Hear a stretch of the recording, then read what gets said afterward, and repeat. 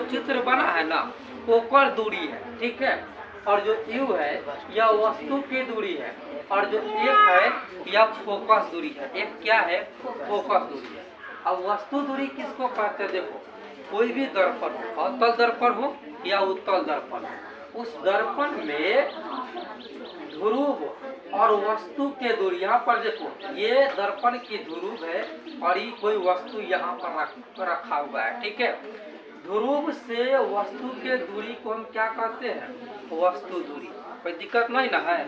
चलिए, जो वस्तु दूरी है इसको हम यू से सूचित करते हैं। वस्तु दूरी को किस चीज से सूचित करते हैं? यू से। और वो कौन सा यू लिखेंगे हम? छोटा यू लिखेंगे, बड़ा यू नहीं। स्मॉल वाला यू से इसको हम सूचित करते हैं।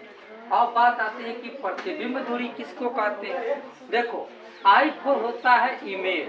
I4 क्या होता है? इमेज। और इमेज का मतलब होता है प्रतिबिंब, ठीक है।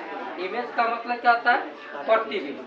तो किसी भी दर्पण के ध्रुव से प्रतिबिंब की जो दूरी होती है उसको हम प्रतिबिंब दूरी कहते हैं। जैसे यहाँ पर देखिए, ये दर्पण के ध्रुव है और यहाँ पर जो वस्तु रखे थे ना, यहाँ पर जो वस्तु रखे थे, इस वस्तु का प्रतिबिंब यहाँ पर बना है। दर्पण के ध्रुव और प्रतिबिंब की जो दूरी है इसी को हम बोलते हैं प्रतिबिंब दूरी। इसको क्या बोलते हैं? प्रतिबिंब दूरी।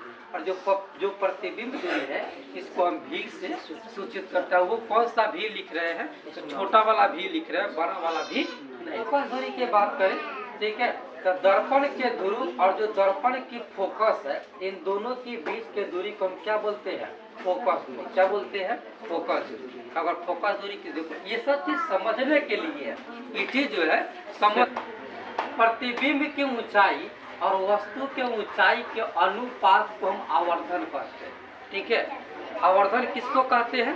तो प्रतिबिंब की ऊंचाई और वस्तु के ऊंचाई दोनों के अनुपात को हम आवर्धन कहते हैं।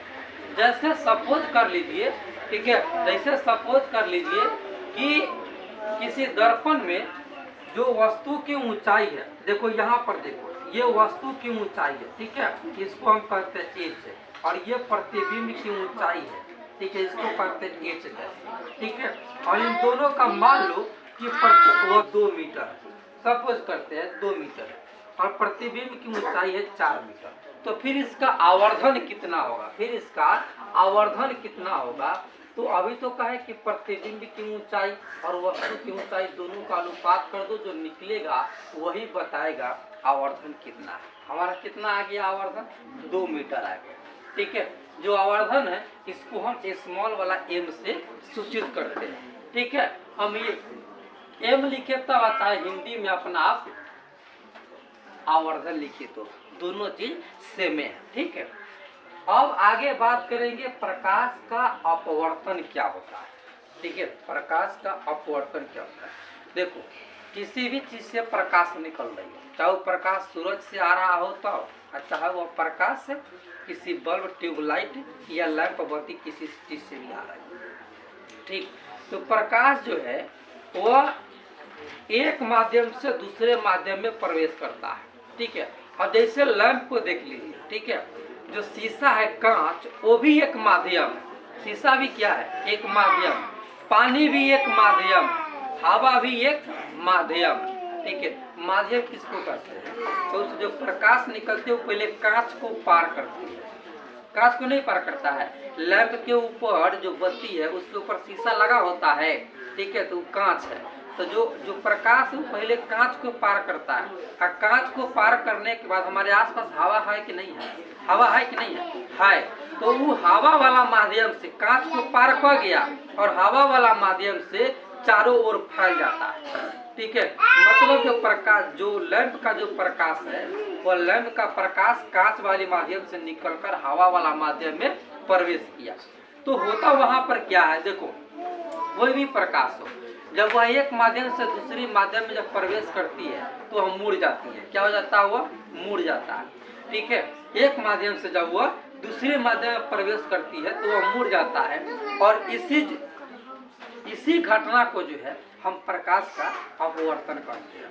और सुना ही नहीं है, प्रकाश की किरणें जो है वह एक माध्यम से दूसरी माध्यम में जब प्रवेश करती है, ठीक है, और उसमें जो है एक डंडा जो है लेकर के रखी है, ठीक है, आपको वो डंडा टेढ़ा लगता है, या आप लोग जो घर पे जो खाना बनाते हैं बर्तन, उस बर्तन में पानी भर दीजिए और उसमें जो आपका जो चलाने वाला जो छोलनी या कलछुल है उसको डालिएगा तो वो टेढ़ा आपको दिखेगा।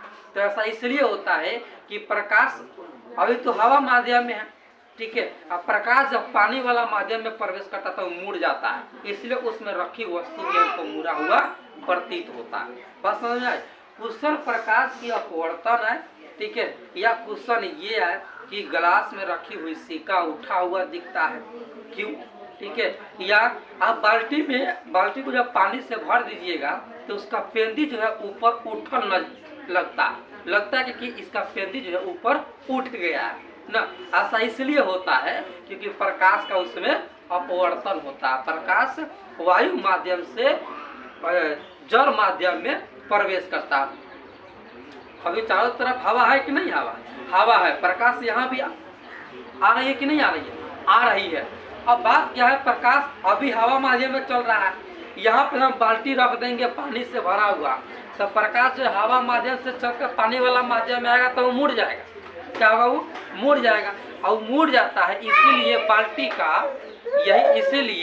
बाल्टी का पेंदी हमको उठा हुआ लगता है, या गिलास में रखा हुआ पेंसिल मुड़ा हुआ प्रतीत होता है, या बाल्टी में रखा सिक्का उठा प्रतीत होता है, या गिलास में रखा हुआ सिक्का हमको उठा हुआ प्रतीत होता है। ठीक है, हमारे आसपास जो घटना हो रही है उसी घटना पर